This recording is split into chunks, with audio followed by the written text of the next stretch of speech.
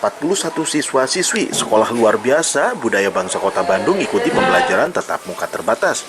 Upaya peserta didik di Sekolah SLB Budaya Bangsa ikuti protokoler kesehatan, seperti mencuci tangan, memakai masker, serta jaga jarak. Sekolah Luar Biasa Budaya Bangsa juga memberikan pemahaman kepada peserta didiknya agar dapat mengikuti dan melaksanakan adaptasi kebiasaan baru.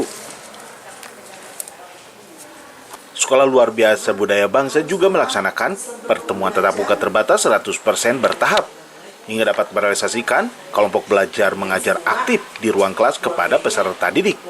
Akan tetapi tetap wajib mengikuti protokoler kesehatan ketat. Alhamdulillah kami sangat bergembira dengan adanya kemajuan ya daripada menurunnya tingkat pandemi COVID-19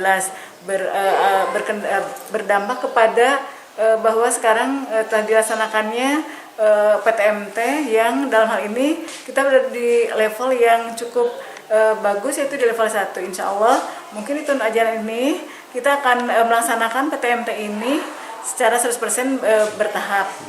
Tetapi memang kenyataannya memang harus segera dilaksanakan, itu kita tetap menjaga protokol kesehatan yang tetap harus dilaksanakan oleh warga sekolah.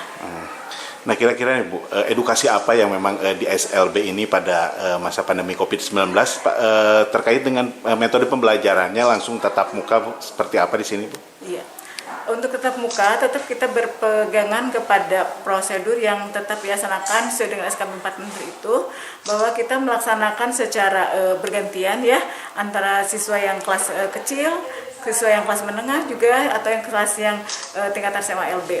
Khusus ataupun hal baru gitu di dunia pendidikan bagi guru gitu. Tentunya ini hal baru ya, bukan hanya untuk kami dari pengajar ketunaan gitu ya, untuk semua, tetapi khususnya untuk kami guru berkebutuhan khusus di mana banyak keterbatasan, jadi banyak sekali kendala khususnya dalam komunikasi ya.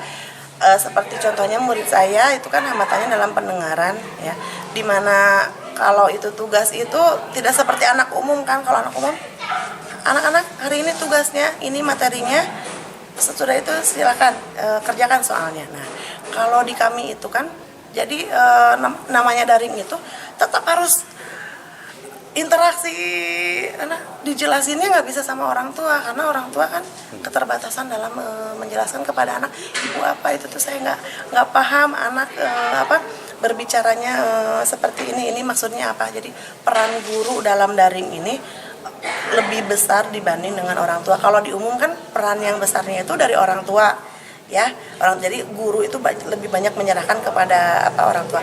Kalau di SLB itu peran guru itu masih lebih besar dibanding peran orang tua. Widi Herian mengabarkan, Hadas TV, Kota Bandung, Jawa Barat.